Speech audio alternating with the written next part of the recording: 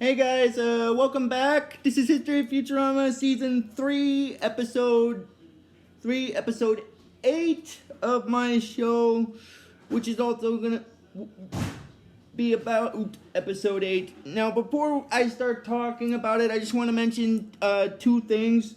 One, I am sorry I didn't upload a video these past couple of days. It's mainly because it was getting to the end of the month and I really kind of didn't see the point in trying to upload a video at the end of the month. Plus it was Halloween yesterday, so I thought about it. I thought about uploading a video for Halloween, but I forgot. But anyway, this is going to be the first video for this month, and I think it'll be the first video for the Futurama series for this week. So I'll probably do one more video tomorrow sometime, maybe in the afternoon. I just wanted to get that out of the way before I started talking about the actual episode. Now, as I said, this is History of Futurama Season 3, Episode 8 of my show, which is also about Episode 8. And Episode 8 in the third season of Futurama is known as That's Lobstertainment. But before I actually start talking about it, there's just one more thing I want to get out of the way. Since we're on Episode 8, that means we got 9, 10, 11, 12, 13, 14, 15. We've got about 7 more videos. We've got about 7 more videos left. Yeah, because 9, 10, 11, 12, 13, 14, 15. So, yeah, 7 more videos left before the end of this season. So I'll probably put that in the description for the video just so you guys know ahead of time. But anyway,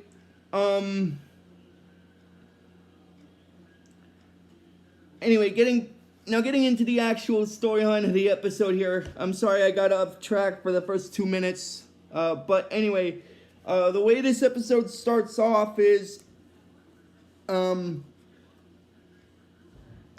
basically Zoidberg,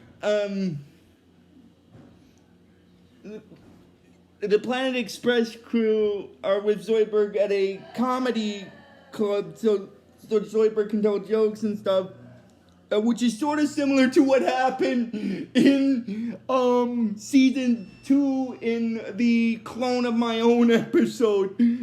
I'm sorry to bring that one up. I just figured since in this episode Zoidberg's in a comedy club, I figured since he's in a comedy club, I might as well bring that episode up. Hey, while I'm on track, I'm gonna backtrack to that episode. The funniest part of that episode for me personally was after he told the supposed joke where he was like, "Good evening, ladies and germs." And then the drum guy went and did the dunk, and then he said that wasn't a joke. I was talking to Dean Streptococcus.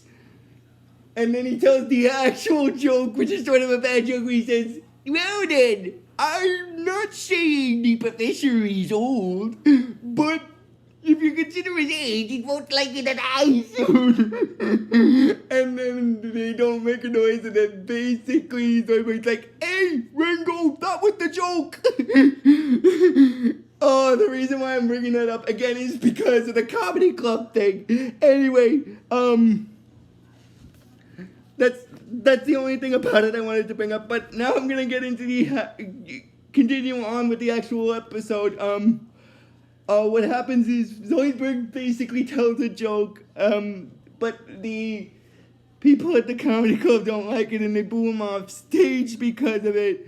And then he's back in the and then he's back in the Planet Express building, feeling a little down because of that. And then basically he tells them about his uncle. And I'm going to explain who his uncle is, because his uncle is a minor character who only shows up for this one episode. So he's another minor character that I didn't bother talking about much because, like I said, he only appears for one episode in this series, so it's not really that much of a big deal. But anyway, his uncle is known as Harold Floyd, and in the series, he used to be a very good professional, a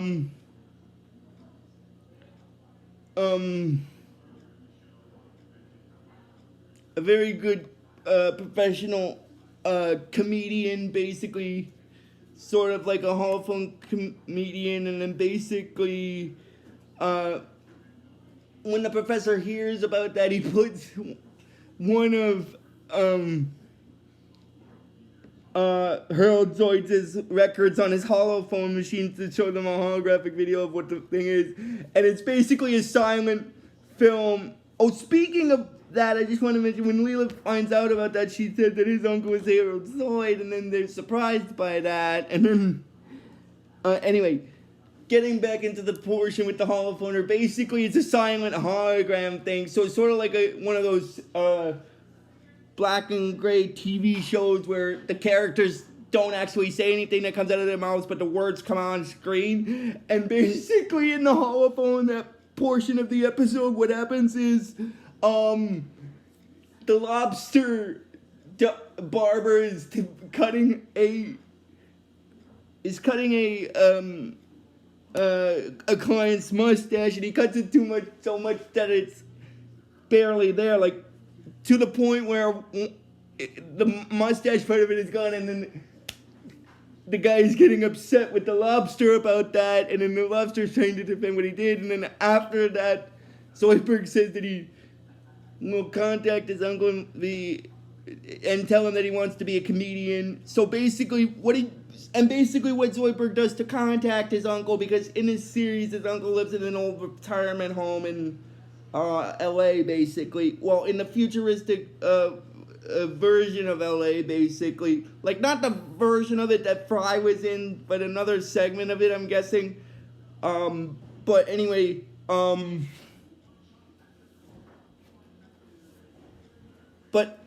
getting back into what I was saying earlier,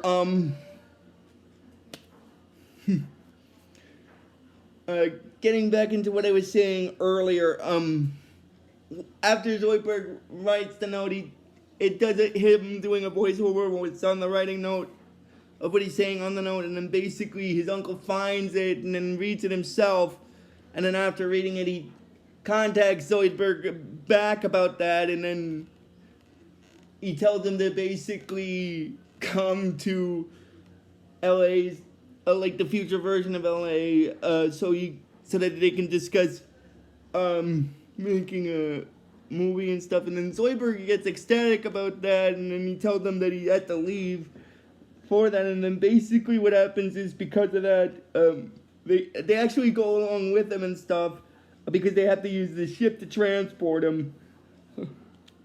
And Bender uses this, and when they arrive, Bender actually first ends up seeing, first what happens is they're going on this tour of the famous places in Hollywood, and then in the Hollywood that's in the series, and then basically when Bender sees the set of where All My Circuits is, which is that robot romance comedy show about Calgon, he sneaks off the tour tram to talk to him, but then Calgon says that he doesn't need him because he's offending in it, but then Bender answers it again and says that he doesn't need a Bender because but then Bender says that he's a boiler and stuff, named Boiler, and then basically, after he goes in to help Calgon, he tells him that Bender, so the boiler thing that he told him was sort of a fib, sort of, I don't know, because it wasn't really explainified, but I think Bender has, this is just my own personal guess here, but I think Bender might have a boiler function in his robot software, like maybe something like he can, maybe the flame that he uses and stuff. I mean, who knows? But anyway, but anyway, getting back into it, then Zoidberg basically sees, and then Zoidberg basically sees where, he's meeting his uncle, so he gets off the tram as well to meet him, and then basically, after that, what happens is,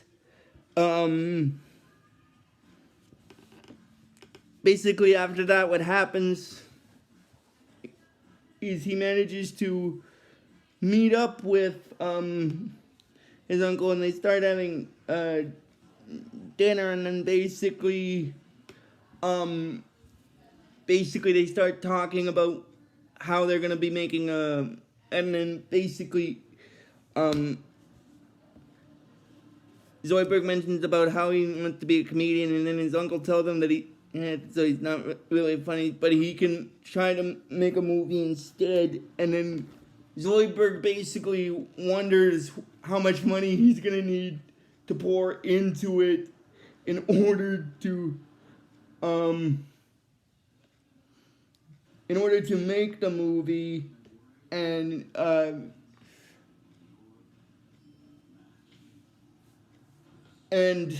his uncle's like, not much, but he says it's like $1 million, and then Zoidberg gets startled by that, and then the next scene, what happens is, because of the whole $1 million thing, he starts crying, and then they're wondering what's happened, and then Bender wonders what's happened, and then Fry tells him about what Zoidberg told them about him promising his uncle $1 million to help fund the movie, and then basically the reason why Zoidberg said that so upset because of that is because he's been found out as a fraud, basically, because he's not a well-accomplished doctor after all. And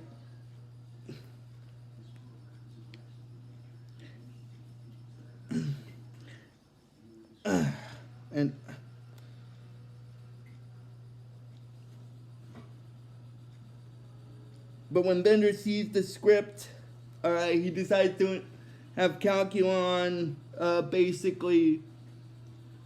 He tried to enlist Calculon in helping make the film, so they take the script to Calculon after explaining to him what it is. But at first, Calculon rejects it, but after he sees that it's made by Harold Zoid, he gets ecstatic about that and decides to basically work on the movie instead, because of the fact that he wants to win an Oscar, because of Bender saying that he can win an Oscar with the movie performance, and then Calculon says that if he does win an Oscar, that'll get him out of television. And then after that, so he basically decides to help them out with that, and then basically the movie that they're shooting is a sort of a presidential type movie known as The Magnificent Three, which is basically the segment of Harold Zoid playing the president, Calculon playing the president's son and stuff, and the plot line of it is the son that doesn't want to follow in his father's ambitions. Oh my god, I'm sorry. I'm just getting another movie that's based in the film, in the show, just to explain the plot line of it. And basically what happens is after that, what happens after that is, they start filming the movie, and then after the filming is basically done, after a while they do the premiere for the movie, and then the movie shows up on the screen. But before they do the movie premiere, Calculon wonders if he'll win an Oscar for that, and then Bender says that he will. That Oscar is practically on his mantle, which is a fib, basically. So they start watching the movie, and then as they're then it gets into the later segment of the movie where Harold Zoid, who's the president in the movie, falls off the cliff, like off the ledge of the White House building, and then the prop version of the White House building, but you get the point. Anyway, and then basically Zoidberg said, "The president is dead. Congratulations, Mr. President." And then basically Calculon in the movie's like, no, and he gets depressed about that, and that's how the movie ends. And then they're basically clapping, but then Calculon sees that there's nobody in the film, and then basically everyone left. They hated it. I've seen plagues with better openings than this. And then he gets mad at Bender, and because he's like, you told me, you said that Oscar was practically on my mantle.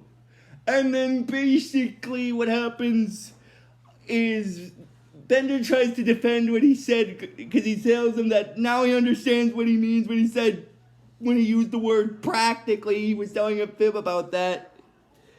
And then after that, Calculon gets angry with them, and he says that listen, you got me into this mess, and you gotta get me out of it. Otherwise, you are dead. You hear me? You and these sniveling lobsters. You hear me? Dead. So basically, both Bender and Zoidberg start quivering, but Harold Zoid actually gets upset about that because he's like, "Oi, now he emotes." Oh my god, I'm sorry. And then basically in the next scene, Zoidberg finds out that his uncle is actually a washed-up has-been, and that he used his nephew to get him out of the old retirement home and back into filming. And then basically,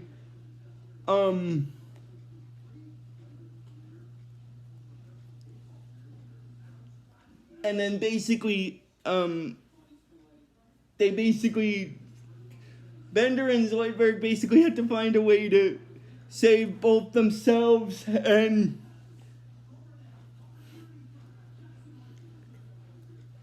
Harold Zoid from getting destroyed by Calculon. So basically, they head to the awards show, and then basically after that, what happens is Fry and Leela are already on their way to the awards show,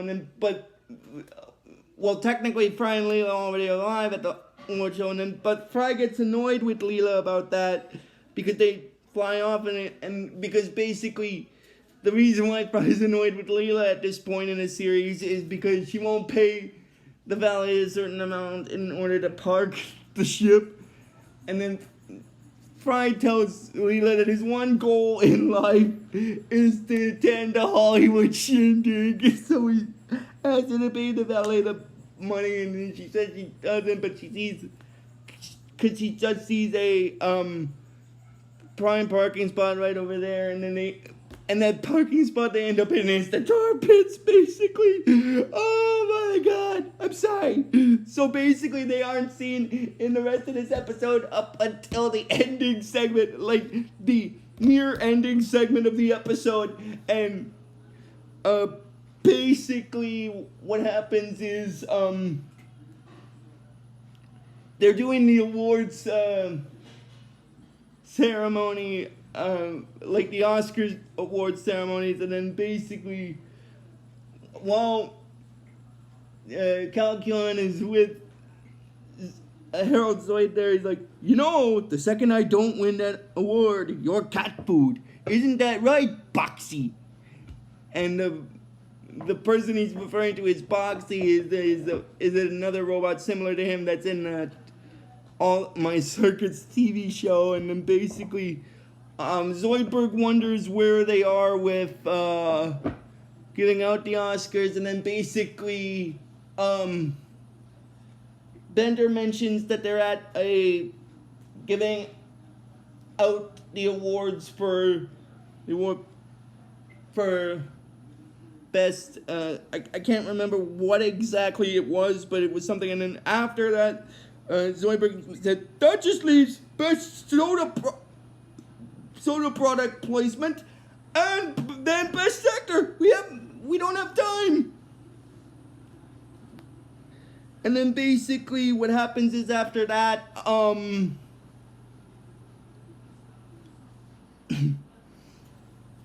after that segment, they're doing the segment where, which is the best soda product placement. And the funny thing is, there's a Disney reference in this episode because it's, well, it's a soda product placement, but the best, one of the nominees for best soda product placement is Snow White and the 7-Ups, which is sort of a mix of a Disney reference because of Snow White and the 7-Up brand logo, so it's a bit of product placement mixed with a Disney-based reference. I'm sorry, that's just funny. And then basically after that, Zoidberg basically takes a hold of the person that was supposed to announce the Best Actor Oscar award and takes his place, and then, but I'm guessing the stage people didn't have a problem with that as long as he said the right names, and then Zoidberg reads the names out loud, but after he says the actual first nominee, the last nominee, he mentions Calgon for his magnificent showing, for his excellent showing in the Magnificent 3, and then basically, that's when the voters for the award get upset with Zoidberg, like, he's like, uh-oh, he read the wrong name. But the other one tells them to basically shut because they'll just let it blow over, and then basically,